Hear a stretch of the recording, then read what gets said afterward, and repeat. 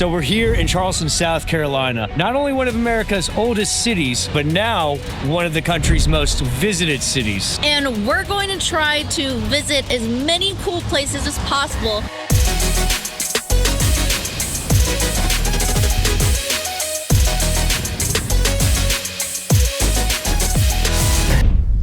Look at it. This is Broad Street. And of the 23 cool Charleston places to visit, we begin our adventure on this breathtaking strip right here. Preserved with 18th century architecture, here and the rest of the city has some of the most beautiful buildings, also rich with history.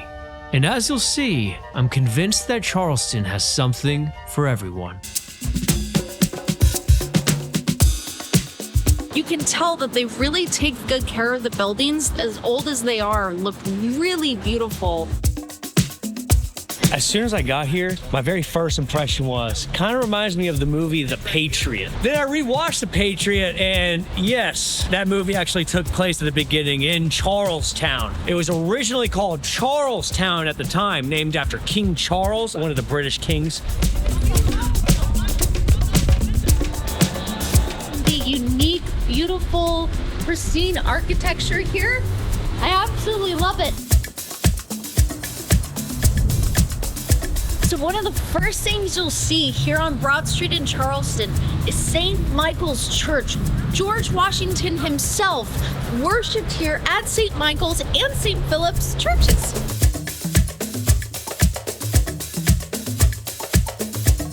Only a block down, the almost famous Rainbow Row. Definitely take a walk down Rainbow Row. All the beautiful pastel, colorful homes. It's a really happy place in Charleston. It was built in the 18th century between the Revolutionary War and the ratification of the Constitution. I also love how just across Rainbow Row are these cobblestone streets. Such a great city to visit. It really does take you back.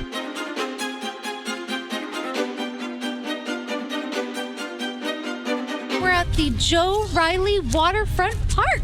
So from this park, on the dock, you can see the Arthur Ravenel Jr. Bridge. But also over here, you can see Castle Pinckney, which is pretty cool. Originally built in 1797 after the Revolutionary War hero Charles Pinckney, it was constructed to defend the city from a naval attack when it looked like war with France was upon us. But, anyways, these are some historic homes, huh? Yeah, I want one. Look at that little fireplace. What do you think of Charleston, babe, so far? I love it. Next up, the End Building on Broad Street. Built in 1771, the Old Exchange and Provost Dungeon. Not only does it look cool with its masonry build, but it was one of the primary public buildings in that time and where the revolutionary councils were held. But unfortunately, when Britain took Charleston in 1780 during the war, they turned the basement into a dungeon. Luckily, you can see that today because it's now a museum. 20 minutes outside of Charleston downtown, the largest tree in the state, Angel Oak tree. Oh my gosh!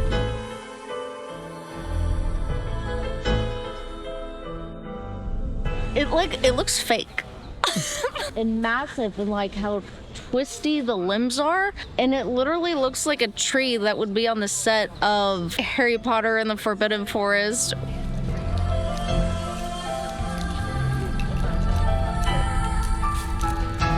So this angel oak tree is what's called a live oak tree, and they only grow along the eastern coast of the United States.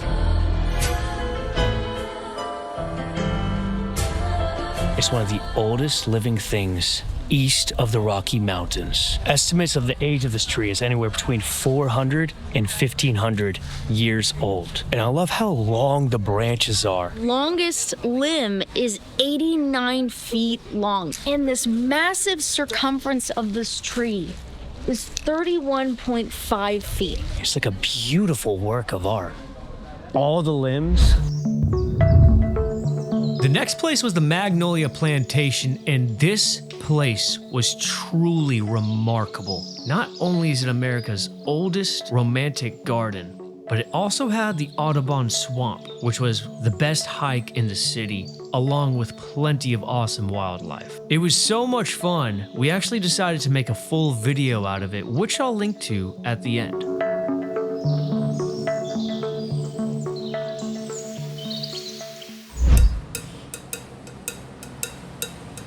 Wow. Not only does Charleston have the largest historic district, but it also has the most buildings in the National Historic Register. And as we re-entered downtown, sightseeing the old but preserved homes, we made our way to one of the busiest streets in the city, King Street.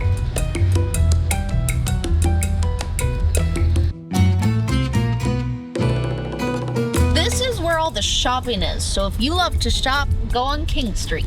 It's fabulous. Clean, the buildings are really pretty, there's palm trees. It's like if you can't go south to Miami, here you go. It used to be called Great Street back in the 18th century. That was when merchants and traders got together and sold all of their stuff. But today, it's one of the top tourist attractions, and it's one of the most beautiful roads I've ever walked. Looks like a mall. I guess it is a mall. Like we do not walk. Oh, we do. Look at the biodiversity here. A random side note, we're just camping at the nearby James Island campground. But if you have the means, there are some extravagant hotels in the heart of downtown. Yeah, hi, my name is Tamara. I work at Hyman. I'm Claire. I also work at Hyman's. And I'm passing out these delicious thing called hush puppies. If you're ever here in Charleston, you have to try one. It's really good. Where hush puppies get their name from? Back in like ye old times, they would like get the little scraps and they'd throw them to the dogs and they'd say hush puppy and it would keep the dogs out of the kitchen while you were cooking. What is it? This menu is quite massive. It's taller than I am. I really love the business model of this restaurant. Like, they give you a lot of freebies, and the prices are really good, and everyone is just like super duper nice. I think they're still alive. Look at that one. It's like looking into our soul. I love the people. I love the people down here. Honestly, the African Americans live down here, and it is beautiful. Like, and then it's water everywhere. Come to Hyman's also as well if you come to Charleston. Please come. Oh yeah, you have to cook this breakfast.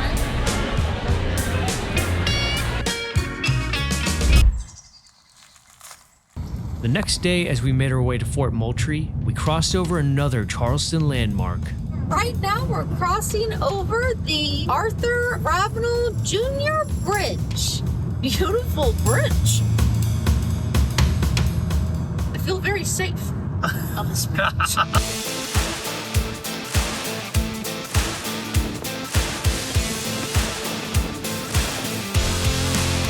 So right now I'm walking on top of the main wall of Fort Moultrie. There are where some of the guns were at. And there in the distance is Fort Sumter. And it was here where the Confederates fired upon the Union at Fort Sumter, which started the Civil War. See my hair? Come on, hide from the wind.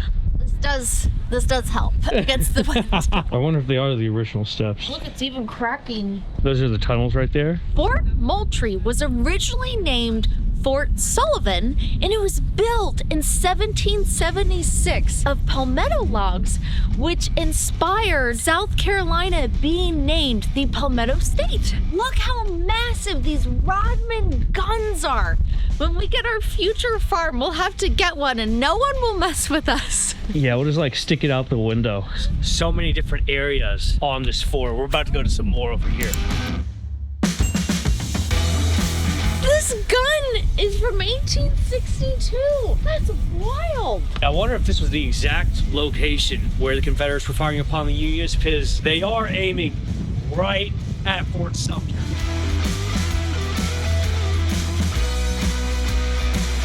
These long rectangular foundations right here are all that are left of the 2-story men's barracks that stood here in 1809.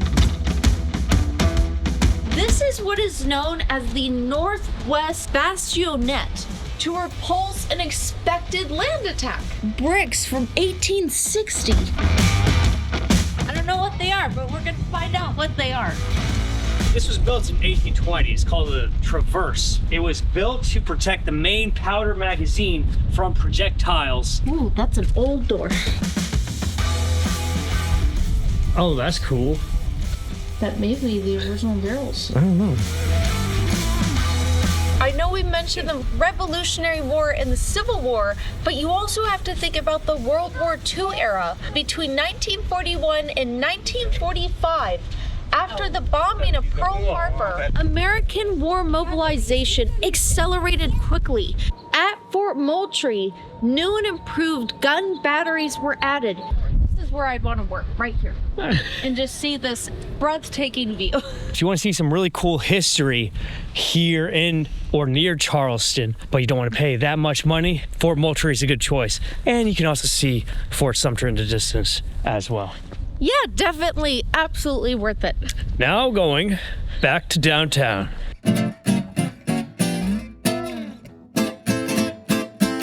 So where we're at right now in downtown is considered the French District.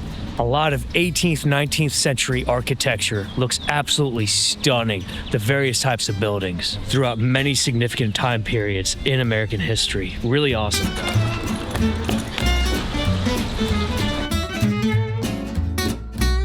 This district is awesome.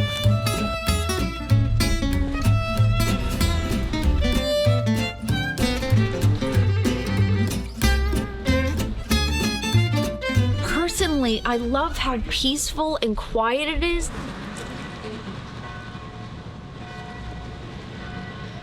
Church Street is loaded with a lot of historic buildings, including the very first Baptist church in the South, built in 1862. Here we have the Colonel Robert Bruton House, which was built in 1720. And next to that, 1735, Thomas Rose Home. Like, I love that. I love the balconies. I wish we had a balcony.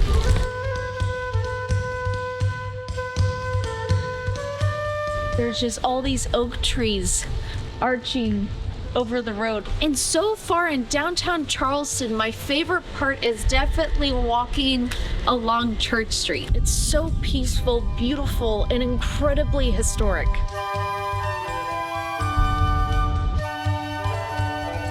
More back roads here, frozen in time. These cobblestone roads. That's the Nathaniel Russell House. This is actually one of the country's most important neoclassical homes, which is architecture from Italy, France, and Germany. I want that. That house? Yeah, can we get it? Yeah, no problem. Let me just pull $1 million out of the Look bank at that. account. Look how beautiful that is.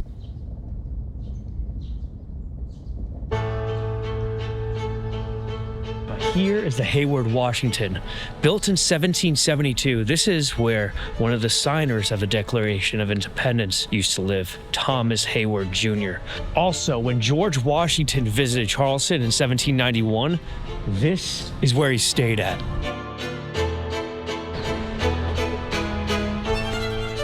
Now, if you really want to feel like you're going back in time, the Cobblestone Alleyway. If you just type it into the GPS, it'll pop up. I love how back in the day, they couldn't really level it out too well, so they just did the best they can.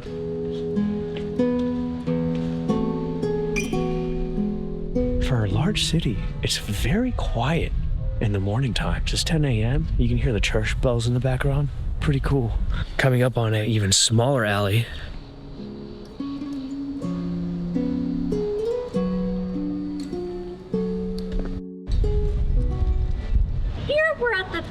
Magazine, which is the oldest public building in Charleston. It was built in 1713 and was used to store gunpowder throughout the entire American Revolutionary War.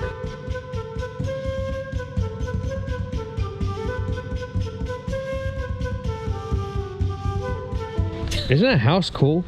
Yeah. This is a beautiful road right here. So clean. Yeah. It's weirdly clean. Every road in Charleston is like a whole different surprise. It's amazing. Here we're at the Dock Street Theater, another very historic landmark of Charleston. It's usually open 9 to 4 on weekdays, and sometimes on weekends they have actual shows. The Dock Street Theater is 215 years old and was built in 1809, and it's apparently haunted. I love the architecture of this theater.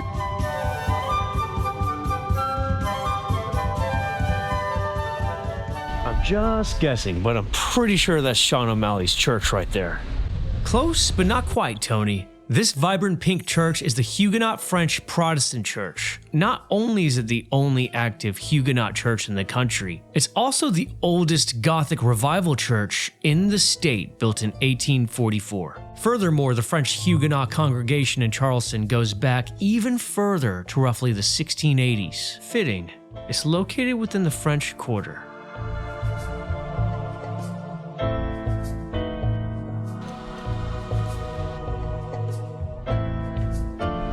And here at St. Phillips, two famous people are buried here. Charles Pinckney, who was a signer of the United States Constitution, as well as Edward Rutledge, who was a signer of the Declaration of Independence. George Washington attended Mass here. Some graveyards are creepy, some are very standard and boring, but in a weird way, this graveyard is kind of beautiful. It is. If I was dead, I would want to be buried here. Nah, I actually don't care if I die. Just throw me in the backyard, babe. Like, why would I don't care when I'm dead. Who cares? Provide some free food for like dogs, you know? My God. There's no point of that. We just warn you guys, don't judge me personally for what she is going to do. Using my EMF radar to see if there are spirits here. Gosh. Oh, it's oh, guess what? Oh, guess what? Nothing's gonna happen.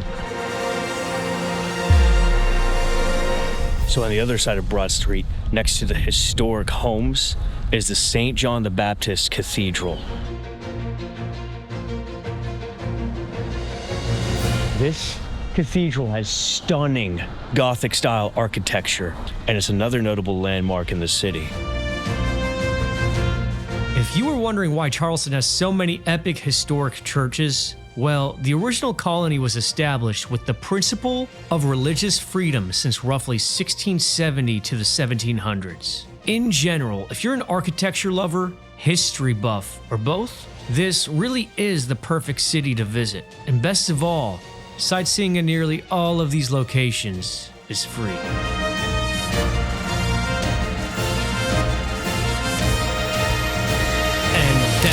Was one of the best shots I've ever captured in my entire life so far. Give this video a like for that. Here, let's see that again. Look at this. Look at the sun. But, anyways. Just across Rainbow Row is the walled city of Charlestown. Not Charleston, Charlestown. Remnants of the bygone era. Back in the 17th century when the English settled here, they named their colony after their king, then started building fortifications to defend against the Spanish, hostile Indians, and the French. It was the only British walled city on American soil.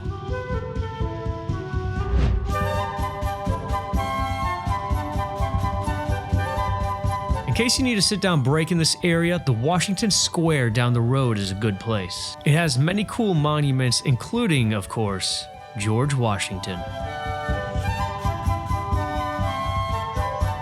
Oh yeah, that is a beautiful pink house. This is East Battery Street. On the side of East Battery Street is a boardwalk along the ocean. Pretty cool. Truly a great walk if you love the ocean but don't want to leave downtown. But in case you don't mind a little drive, roughly 15 miles away is both beach access and a view of yet another and our final Charleston landmark for this video, the Morris Lighthouse. It's 161 feet and the tallest lighthouse in the state, placed on the southern entrance of the Charleston Harbor. The beach, even when it's cold, is the perfect way to end a quick but action-packed adventure. I hope this video helped you plan your next trip. Subscribe if you're interested in more travel videos, and as I mentioned earlier, if you want to see the full video of Magnolia Plantation, see that video here. Thank you for watching. Have a blessed day.